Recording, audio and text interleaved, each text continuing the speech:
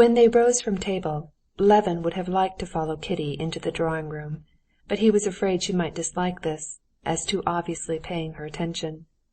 He remained in the little ring of men, taking part in the general conversation, and without looking at Kitty, he was aware of her movements, her looks, and the place where she was in the drawing-room. He did at once, and without the smallest effort, keep the promise he had made her, always to think well of all men, and to like everyone always. The conversation fell on the village commune, in which Pestov saw a sort of special principle, called by him the choral principle. Levin did not agree with Pestov, nor with his brother, who had a special attitude of his own, both admitting and not admitting the significance of the Russian commune. But he talked to them, simply trying to reconcile and soften their differences. He was not in the least interested in what he said himself, and even less so in what they said. All he wanted was that they and everyone should be happy and contented. He knew now the one thing of importance, and that one thing was at first there, in the drawing-room, and then began moving across, and came to a standstill at the door. Without turning round he felt the eyes fixed on him, and the smile, and he could not help turning round. She was standing in the doorway, with Shtcherbatsky, looking at him. "I thought you were going towards the piano," he said, going up to her. "That's something I miss in the country. Music." "No, we only came to fetch you and thank you," she said, rewarding him with a smile that was like a gift, "for coming. What do they want to argue for? No one ever convinces anyone, you know." "Yes, that's true," said Levin. "It generally happens that one argues warmly simply because one can't make out what one's opponent wants to prove." Levin had often noticed in discussion between the most intelligent people that after enormous efforts, and an enormous expenditure of logical subtleties and words, the disputants finally arrived at being aware that what they had so long been struggling to prove to one another had long ago, from the beginning of the argument, been known to both, but that they liked different things, and would not define what they liked for fear of its being attacked. He had often had the experience of suddenly in a discussion grasping what it was his opponent liked, and at once liking it too, and immediately he found himself agreeing, and then all arguments fell away as useless. Sometimes, too, he had experienced the opposite, expressing at last what he liked himself, which he was devising arguments to defend, and, chancing to express it well and genuinely, he had found his opponent at once agreeing and ceasing to dispute his position. He tried to say this. She knitted her brow, trying to understand, but directly he began to illustrate his meaning, she understood at once. "I know.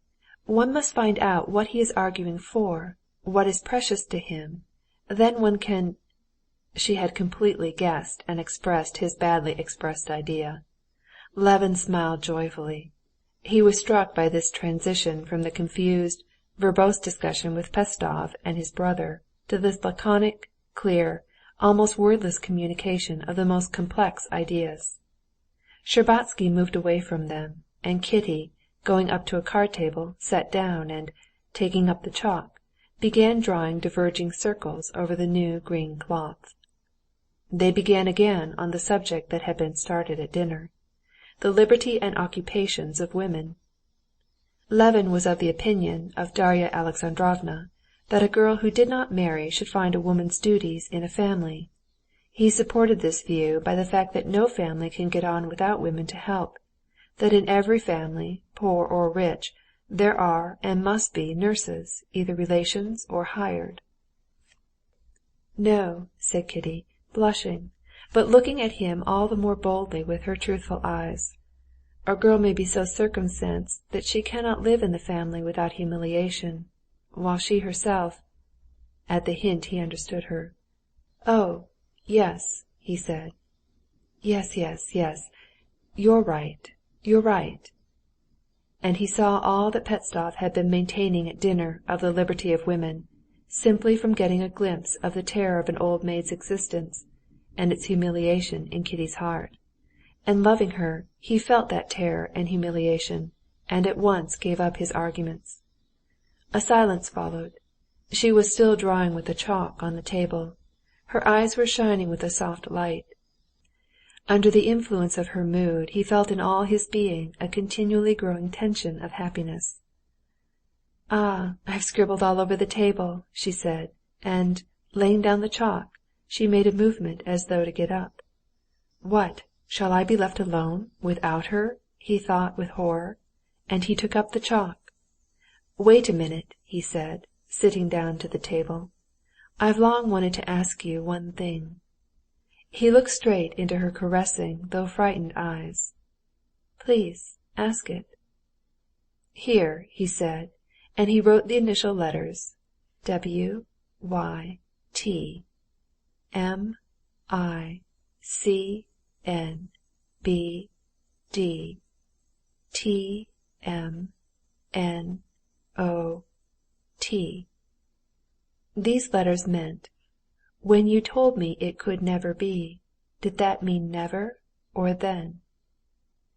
There seemed no likelihood that she could make out this complicated sentence, but he looked at her as though his life depended on her understanding the words. She glanced at him seriously, then leaned her puckered brow on her hands and began to read. Once or twice she stole a look at him, as though asking, "Is this what I think?" "I understand," she said, flushing a little. "What is this word?" he said, pointing to the N that stood for never. "It means never," she said, "but that's not true." He quickly rubbed out what he had written, gave her the chalk and stood up. She wrote T-I-C-N-A-D.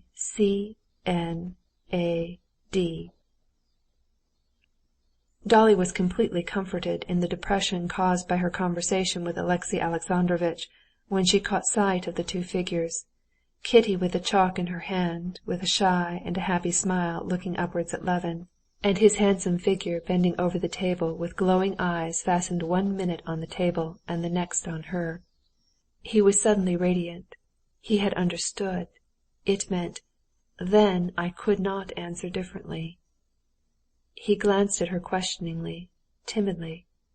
"Only then?" "Yes," her smile answered. "And now?" he asked. "Well, read this. I'll tell you what I should like so much." She wrote the initial letters I-Y-C-F-A-F-W-H.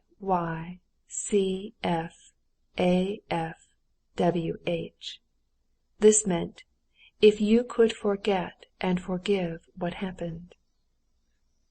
He snatched the chalk with nervous, trembling fingers, and breaking it, wrote the initial letters of the following phrase: "I have nothing to forget and to forgive. I have never ceased to love you." She glanced at him with a smile that did not waver. "I understand," she said in a whisper. He sat down and wrote a long phrase. She understood it all, and without asking him, "Is it this?" took the chalk and at once answered. For a long while he could not understand what she had written, and often looked into her eyes. He was stupefied with happiness. He could not supply the words she had meant, but in her charming eyes, beaming with happiness, he saw all he needed to know. And he wrote 3 letters, but he had hardly finished writing when she read them over her arm, and herself finished, and wrote the answer, "Yes." "You're playing secrétaire?" said the old prince. "But we must really be getting along, if you want to be in time at the theatre." Levin got up and escorted Kitty to the door. In their conversation everything had been said. It had been said that she loved him, and that she would tell her father and mother that he would come tomorrow morning. Chapter 13.